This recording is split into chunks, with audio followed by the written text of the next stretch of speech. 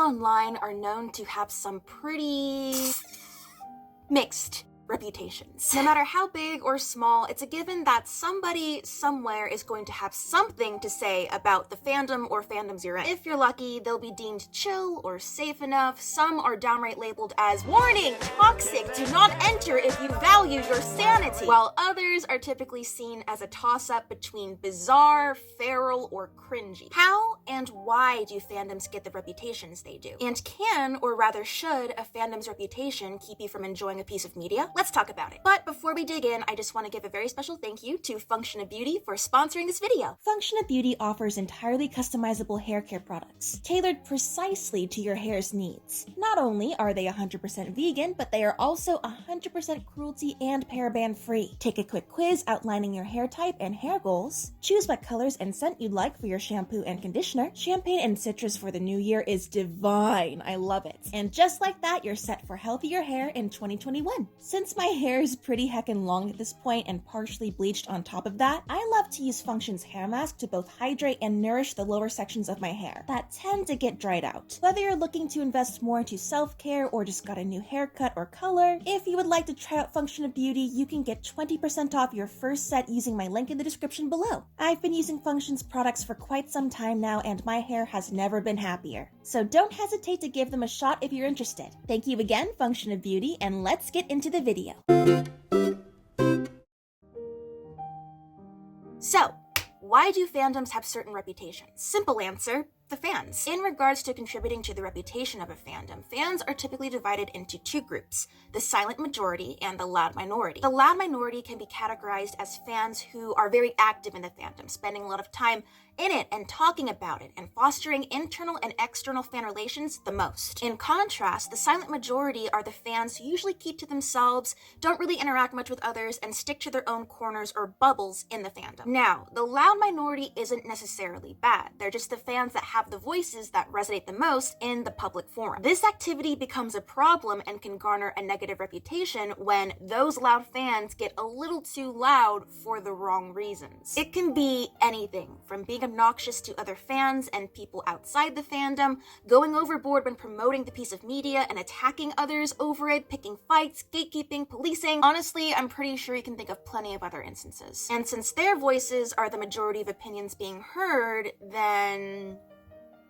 Now, that's not to say they aren't challenged or liked by the silent majority, but if internal discourse starts happening and people in the fandom start trying to fight back against the toxic minority, then it's often picked up as just more craziness and could essentially be akin to pouring lighter fluid on an already raging inferno. In a sad sort of backfire, the problems in fighting can get magnified, and then from the outside, the entire fandom just looks like a flaming dumpster fire. Now, is the loud minority really the minority? And is the silent majority really the majority? Well, it's hard to say. With a lot of fans wanting to steer clear of drama with low activity, and I do not blame them, there's no real way to truly measure, hey, just how many people are acting up. Oftentimes, fans will point to bad behavior and go, oh, it's just a few toxic fans, but most people aren't like them. Trust me. And from an outsider's perspective, if all you're seeing is the raging dumpster fire, then it's going to be pretty tough to believe unless you actually enter the fandom or you see the good behavior outnumber the bad and convince you otherwise. And even then, if you somehow find yourself in the middle of a joust and all the good fans are staying quiet, then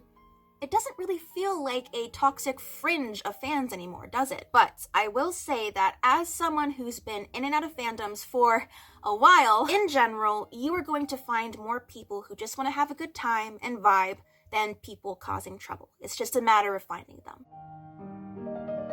All of what I just said contributes to how fandoms get their reputations, but in what other ways do fandom reputations solidify? We have fan interactions online and IRL, and in addition to that, media coverage. You may be thinking, media coverage for fandoms, really? But think of all the times you've seen, say, a journalist talking to fans of a boy band outside a concert venue, and it's all hysterical, screaming teen girls, right? Or a news anchor covering a comic convention, and it's all stereotypical, nerdy-looking dudes with merchandise. Even articles about once-in-a-blue-moon instances where a fan does something incredibly stupid, like break into an animation studio or send the crew of that TV show cupcakes full of glass glass shards. Obviously, not all fans are like this, but to the outsider, it feels like a lot of them are. These behaviors will contribute to a fandom's image. Hell, sometimes it's the only image people can conjure up. On top of all that, there is personal exposure to fans and the fandom in question. Secondhand fandom burnout can happen when you're not personally a fan of something, but say you keep seeing people screaming about it nonstop on Twitter, or you constantly get spammed with GIFs or memes or fan cams, or people you know IRL are wearing down your nerves with it. It can be annoying. Really annoying, actually. Getting all this exposure to fans without ever even engaging with the piece of media in question could lead to not liking the fandom, even if you've never been in it personally. And worse than that, it can also make you not like the piece of media in question. So, here resides the question of, can a fandom ruin something for you? Yes, but should it? No. For those who say that fandom can't ruin a book series or TV show or movie or music genre for you, if you really liked it and wanted to be a fan, then it doesn't matter. I would like to remind you about emotional association. It's like avoiding a certain restaurant because you had a really bad breakup there, and whenever you see it, you're reminded of all those horrible feelings you went through. Or getting nauseous when you see chicken nuggets because one time you had a really bad case of food poisoning because of them. Maybe it's hard for you to see people you went to high school with because you remember how awkward and uncomfortable you were back then. These associations that exist between you and food or places or people can also exist between you or anyone else and fandoms. People may be inclined to avoid certain pieces of media because all they can associate with it is the reputation the fandom has, all the unwanted drama and stress and energy-draining discourse. No sane person wants to be steeped in that 24/7. Now, should this all keep someone away from a piece of media if they're really interested in it? No. It is absolutely reasonable to be cautious. Hell, even if you're a seasoned fandom goer, please be careful in public spaces like fandoms. But if you're curious about something and it makes you happy and excited, then focus on that energy moving forward. Take baby steps. My advice is to find content creators that you can really vibe with, and from there, you'll find similarly minded people. Another thing you can do is fandom detox. If you ever find yourself surrounded by negativity, do everything in your power to curate your own little space and then only consume content that makes you happy. Negative associations with fandom can be difficult to overcome, but just like someone eventually being able to enter that restaurant again, or taking every precaution to make sure their chicken nuggets are safe to eat this time, or genuinely finding some connections with people they liked in high school, acclimate at your own pace. Don't let the toxic minority or the people yelling about how fandom can't ruin things for you hinder your progress. If you ever find yourself in negative discourse, you are absolutely allowed to leave. Fandom detox. Take care of yourself. Remember that fandoms are supposed to be fun, and if anything, you can still be a fan of something and not have anything to do with the fandom. It is entirely up to you.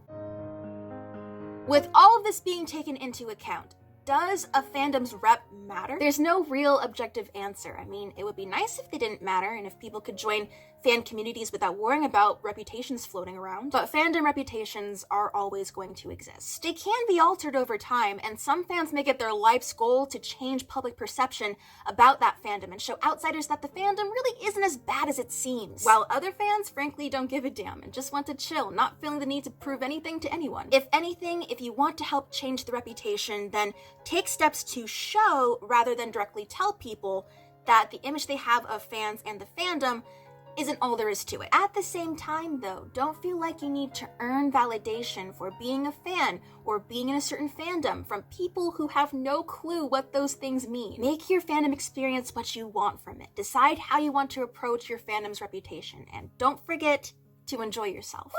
Thank you for watching all that. This has been another part of my fandomcation video series. If you have any thoughts about what was just discussed, I would love to hear about them in the comments, and I'll see you in my next video. Bye! 안녕.